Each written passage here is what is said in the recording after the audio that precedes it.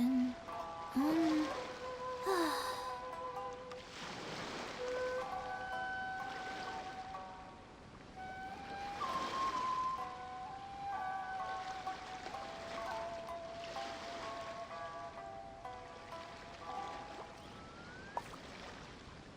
Hey, do you know what?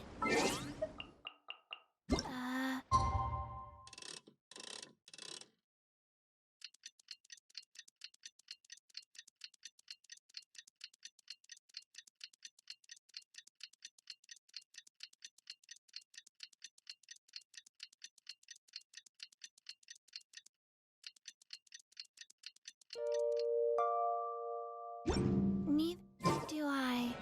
I already forgot. One, two.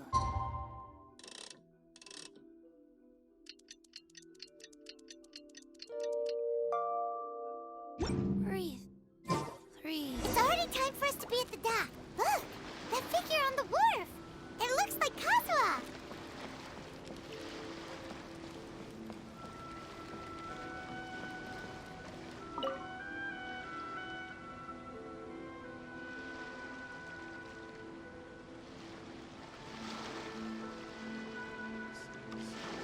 Greetings, Traveler in Paimon.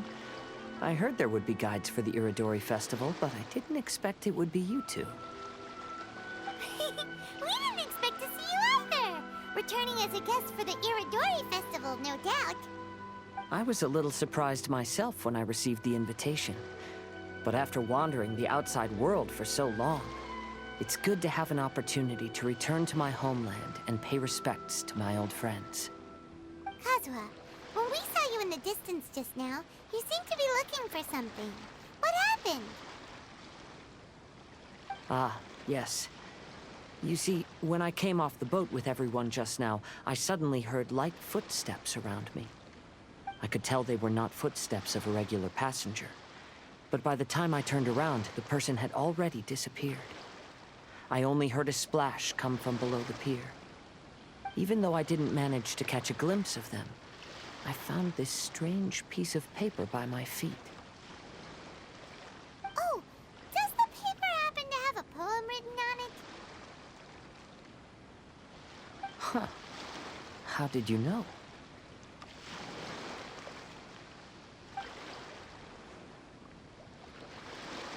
Fascinating. It's almost hard to believe such things could happen.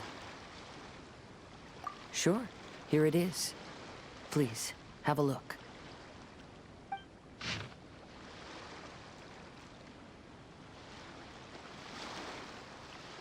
Last time, Aoi no Okina's poem ended with a reference to Akihito. And sure enough, this is a story about him.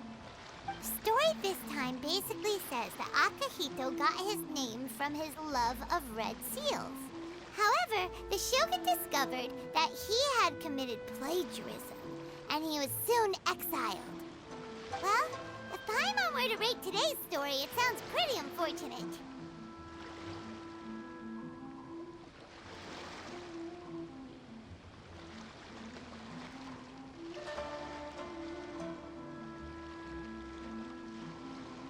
I don't think there's anything particularly wrong with this story. I too was once wanted as a criminal by the Shogunate. So I'm not all that different from Akihito mentioned in this story. But according to the story, Akihito was exiled by the Shogun because of his wrongdoings. You did nothing wrong, Kazuha. Huh? Traveler, what are you thinking about?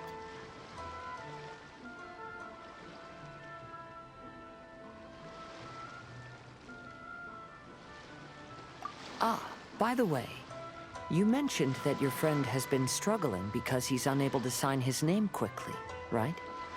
In Liyue and Inazuma, there is a saying, that which has been stamped has also been signed. Perhaps using a seal could be a feasible solution. While sailing at sea, I sometimes carve things to pass the time. If you wish to create a stamp for his seal, I might be able to help. Wow, that's an idea! Quick, let's go tell Albedo!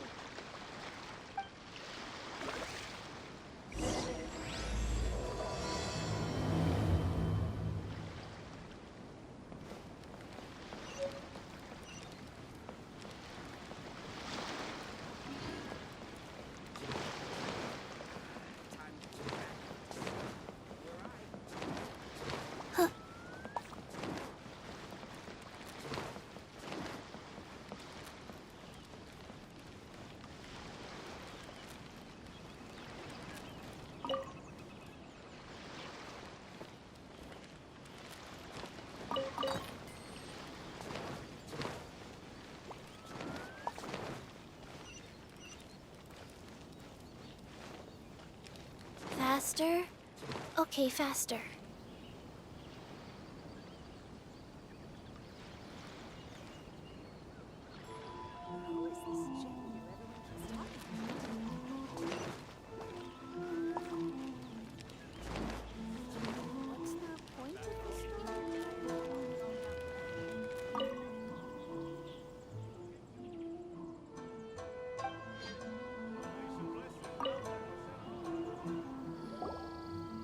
Albedo, we figured out a way to help Shincho. Interesting. A story of the 5 Kasen appears again, and with a timely solution. Stamped seal, huh? Let me think. Indeed, it is an efficient solution. If we use a stamp, then Xingqiu won't have to struggle with his handwriting anymore. However, since Xingqiu's signature has been previously revealed to the readers, it would seem insincere if he only used the stamped seal for his new books. But I have another idea. Using a seal is a part of it, of course. Let's go to Ouya restaurant now to discuss my idea with everyone.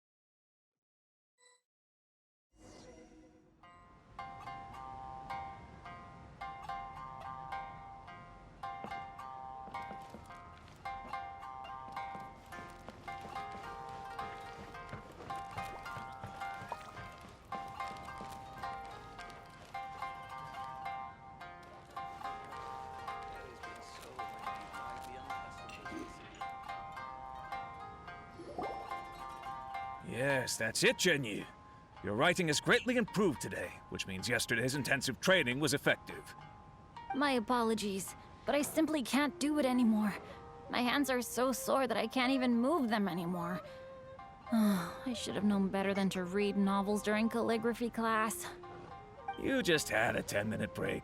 Come on, you can do this. When it comes to pushing a deadline, there's no one more brutal than Mr. Hirayama. No wonder Lady Yai would always send the editorial director to handle troublesome authors. Whoa, this is getting scary. It hasn't even been that long and Shincho's already zombified. Mr. Hirayama, we found a solution that might just solve our dilemma. In both Liyue and Inazuma, seals are widely used as the equivalents of a signature. If we use a stamp to leave the author's seal on the books, then we could make the signature process a lot easier.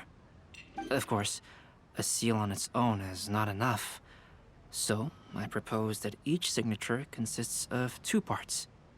First, we'll use a personalized seal. We can simply carve one using Chenyu's signature as the design.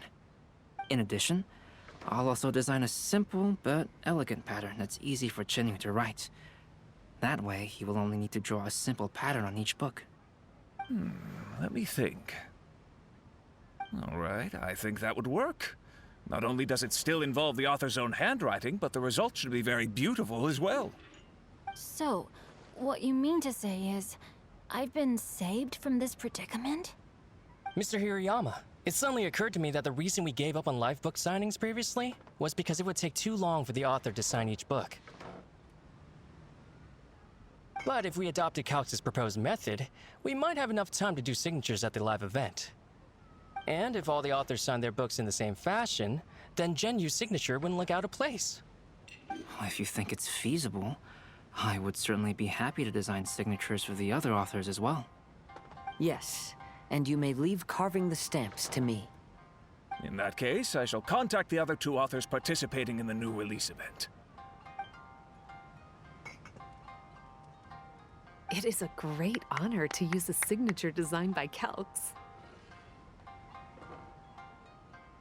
My pen name is quite complicated and isn't suitable for signing events.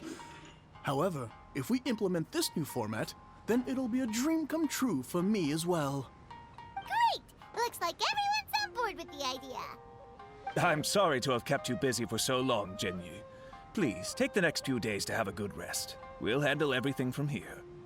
The books that Jinyu already signed can be used as special prizes in future events held by the Publishing House. We did it. The event is saved. Thanks to everyone's efforts, Onodera and I are finally free of that mess. That's right! You're finally free, Xingqiu! Maybe you should step outside for some fresh air.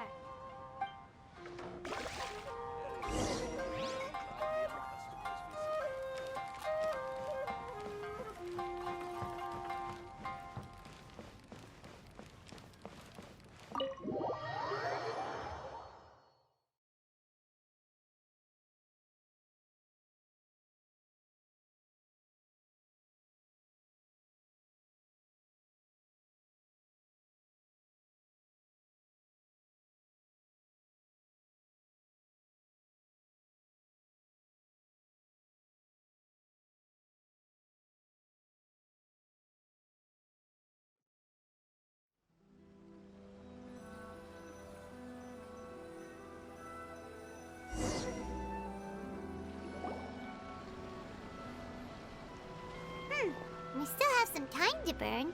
Where should we go next?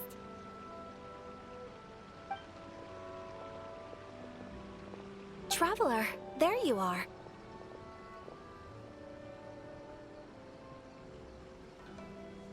Oh, it's Ayaka! And Venti! That's an interesting combo. I was just going to the festival venue to prepare the Ikebana lesson when I found a strange piece of paper on a flower stand. This bard just happened to be close by at the time. He informed me that you've also found similar papers recently.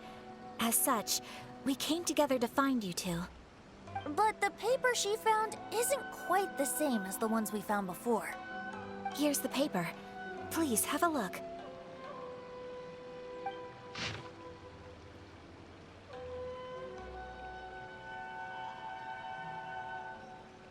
Huh. All the poems we found before were roughly the same length. But this one is only 2 lines. And even though there are only 2 short sentences, neither of them are next to the title or centered on the page. The position of the writing seems to indicate that there is other content written on this paper besides these 2 lines. If we take the poem literally, it reads, "Dip this paper in water and see the truth naturally appear." Speaking of which, I have an ancient text at home, specializing in ancient and exotic stories. It mentions a special ink that will show itself when wet and disappear when it's dry. So, shall we give it a whirl? It just so happens that there's a pond nearby. Water from the hot springs has magical powers that heal.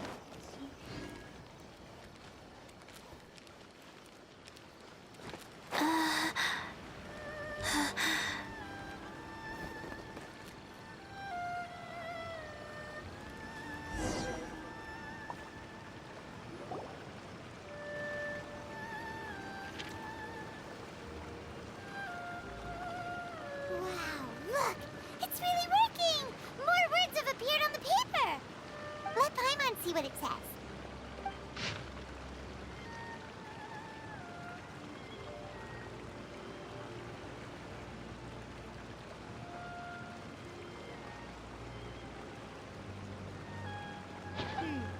The story says that after Sumizomi got the collection of poems from Akihito and put them into a stream of water, the plagiarized words in the poem became blurry.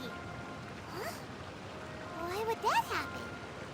You see, Paimon, in the past, when printing was not yet well developed, handwritten text could easily become smudged in books when exposed to moisture. To ensure the text lasted longer, they'd either write using a special ink or coat the paper's surface with a waterproof coating once the writing was finished. Such special inks are time-consuming and laborious to produce, and the waterproof coating could also prove just as difficult. However, since Akihito's poetry collection was an important gift to be presented to the shogun, surely one of those two methods was used to protect it. But as for the plagiarized poems, not only would they lack Akihito's seal, but the words would also react differently when exposed to liquid.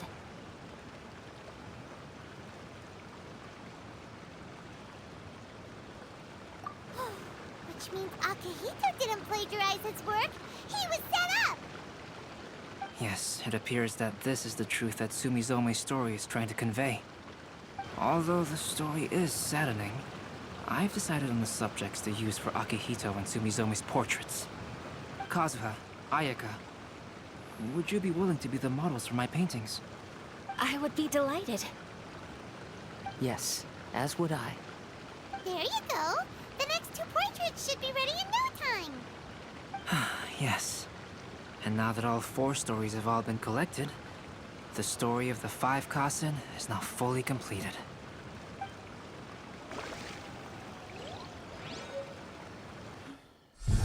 Long ago, Inazuma had 5 legendary poets.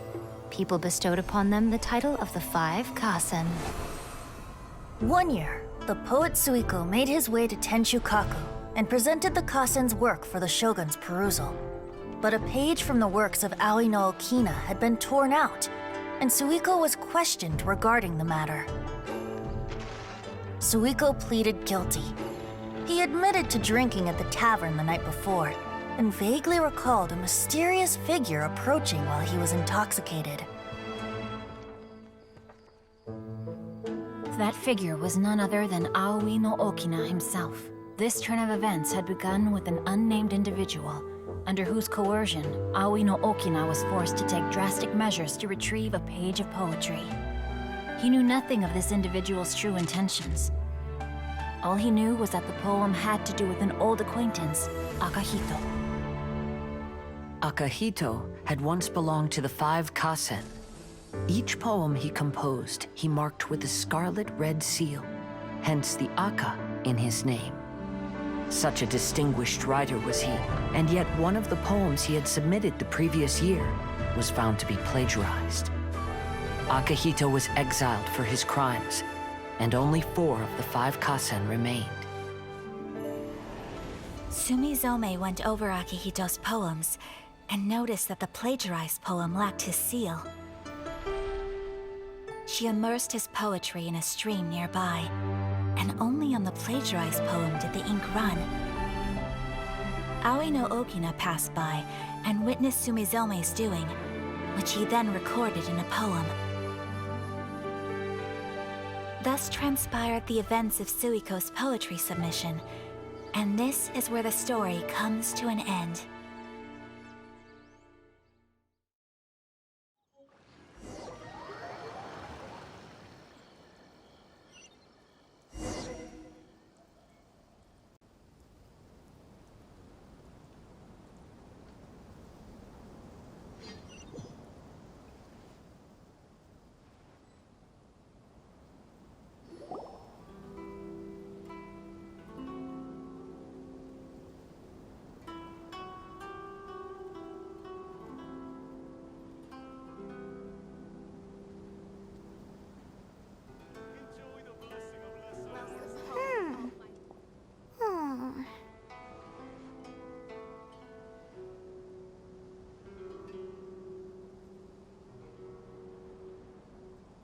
Yeah. Ever since we completed the story of the 5 Kasen, there's still one thing Paimon hasn't been able to figure out. One of the 5 Kasen is called Kuranushi, right? It's just that, how could the story of the 5 Kasen finish without him appearing at all? Oh, have you really not noticed? Huh? Not noticed what? no time to be playing games, tone-deaf bard! What he means is that the story of Kuronushi was already embedded within the 4 poems. Huh? Really? That's right. The key lies in the poem that Aoi no Okina wrote after seeing Sumizome rinsing the poetry collection. An average person could never understand the scene of a young girl washing Akahito's poetry collection in a stream. Even Aoi no Okina couldn't figure out the meaning behind Sumizome's actions. He was simply reminiscing and thinking about his old acquaintances. However, for the perpetrator who framed Akahito, it was completely obvious. He was worried that if this poem was seen by the Shogun, then the Shogun could discover the truth behind the plagiarism incident. If that happened, then he'd be finished. So, in desperation, he threatened Aoi no Okina to make him tear out this poem. Which means the one who threatened Aoi no Okina is the same person that framed Akahito! What? Kuronushi? That's right. Though there are only 4 poems, they still managed to tell the complete story of all 5 kasen. Since the Shogun mentioned in the poems is certainly not the one of the 5 kasen, the only character left is the mysterious one with an unknown identity. Oh, okay. Paimon is finally starting to get it now. However, this also brings something else to mind. The story of the 5 kasen has more or less reflected everything that's been happening around us lately. Which begs the question, is there a Kuronushi in our world as well? A Kuronushi? In our world? Speaking of which, I wonder if our dear Kazuha has come up with anything. Oh, right! Kazuha! He's been pretty quiet this whole time. Let's ask him!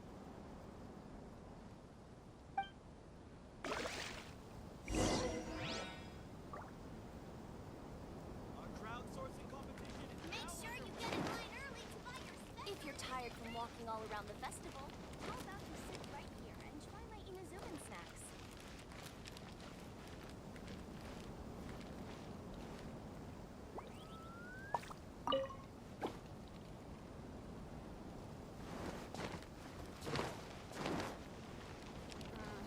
Festivals always attract so many people. Make sure you get in line early to buy your special edition drink. Hey, Kazuha! Are you okay?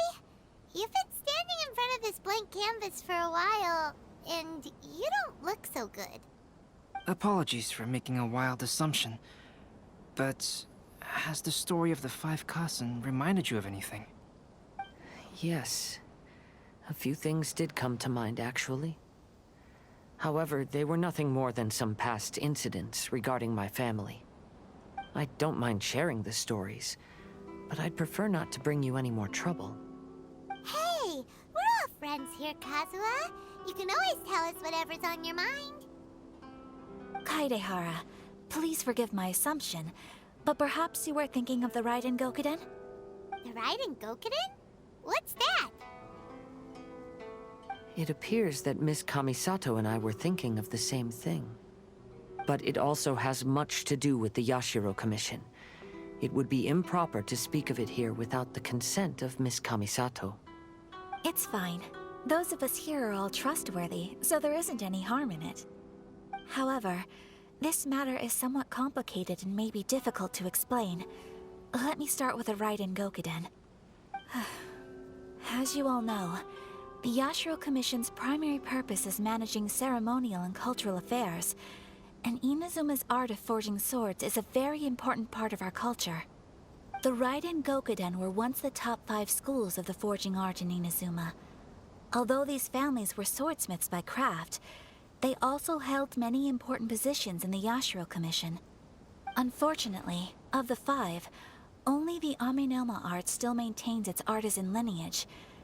The descendants of the Ishin art are also still alive, but the craft has been lost to time. The descendants of the Ishin art are none other than the Kaidehara family. Whoa! We knew Kazuha came from a noble family, but we had no idea about his connection to the Yashiro Commission and sword making. Yes, but that's all part of the past now. The Ishin art was lost with my great-grandfather's generation. My grandfather was dissatisfied with my great-grandfather's lack of effort. When he was young, my grandfather traveled all over Tevat to find a way to revive the family business. But it was to no avail. And in my generation, our last remaining family property was lost as well. I heard my elder brother mention that the decline of the Raiden Gokuden happened very rapidly. In the span of a few decades, 3 of the families suffered various misfortunes and disappeared completely. Later, there was speculation that all of these misfortunes stemmed from some background machinations, meaning that someone wanted to wipe out the Raiden Gokuden. However, since not every family of the Raiden Gokuden came to ruin, such explanations were treated as nothing more than a conspiracy theory. Indeed. I've also believed such ideas were just theories and rumors. However, I know that a major incident happened to my great-grandfather when he was young. Not only did it affect the Kaedahara clan, but it nearly jeopardized the Kamisato clan's position in the Yashiro Commission as well. After reading the story of the 5 Kasen, I can't help but feel like it's pointing me toward the truth behind that incident. What exactly happened to your great-grandfather, Kazuha? I still can't say. I need to speak with someone to verify the details. Let's meet here again at noon tomorrow. I will tell you everything I know then.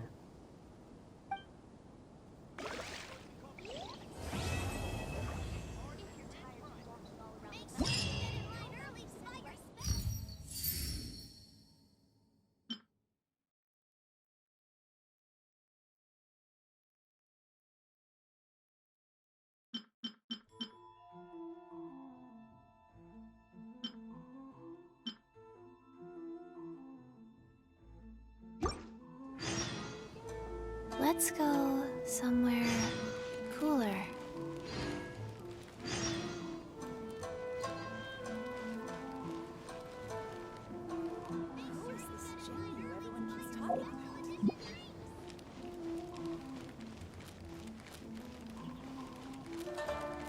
Enjoy the blessing of Lesser Lord Kusanagi. A nation blessing now 10% off.